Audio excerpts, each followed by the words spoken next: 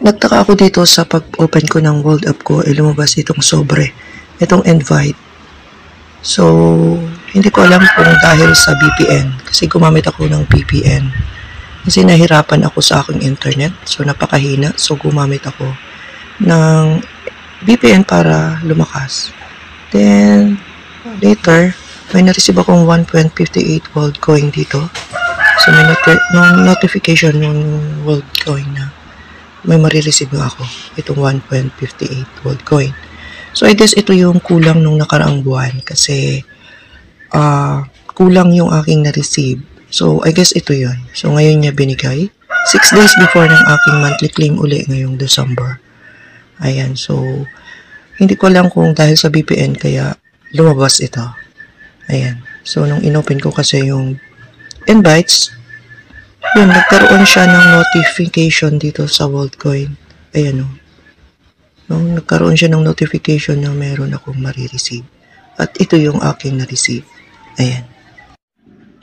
At makikita mo rin dito sa history ng uno na may na-receive akong 1.58 WorldCoin dyan. Ayan. Ngayon naman ay yung aking monthly claims. Ayan, meron na siyang notification.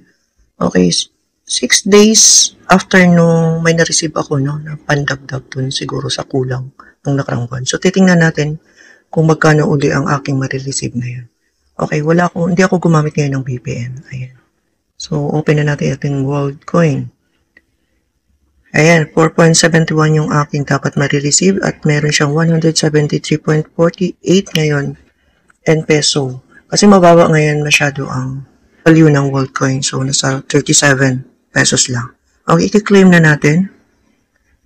Okay, lagay lang natin sa spending.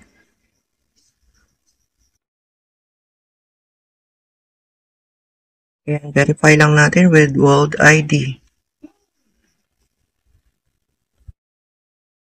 Ayan, 4.71 claim.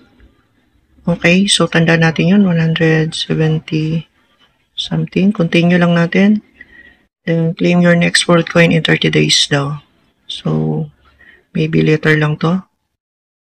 Ayan, 174.16 yung na-receive natin ngayon.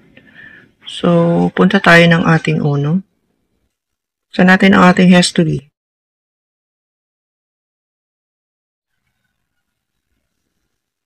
So, 4 point something yun dapat.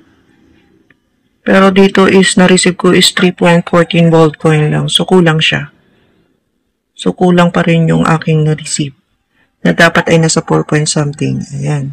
So, hindi ko alam kung bakit. At nalito lang kasi ako dito sa computation nila kasi bakit 3 WorldCoin yun dyan na 4 naman yun. Pero in peso naman is tama naman yung computation na na-receive. So, ito nakakonect siya. Yung aking VPN sa ngayon, inopen ko siya. So, try natin punta ng World App. Ayan, nakakonect siya sa VPN. Dito ako sa aking World App at wala akong makitang logo ng invites dito.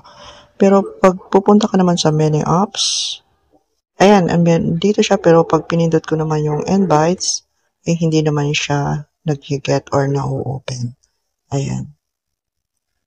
So before kasi is lumabas lang siya dito. So sumusulpot yung invites logo na yun. At na-open ko pa rin siya. At hindi ko alam kung dahil ba sa VPN.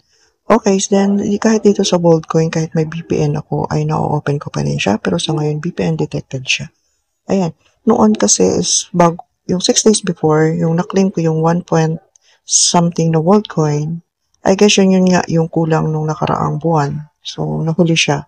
Kaya hindi ko din alam kung dahil ba sa VPN pag-open ko ng VPN. So, ayan. So, paki-comment naman sa comment section kung sa palagay nyo ay bakit ganon yung nangyayari at hindi na siya buo. But, thankful pa rin tayo na merong binibigay yung World App. Okay, monthly kahit 100 plus lang naman yan. Ayan. So, paki-comment naman kung bakit ganito yung nangyayari. Na sumusulpot-sulpot yung invites na yun. Pero I guess dahil yun sa VPN. Ayan po.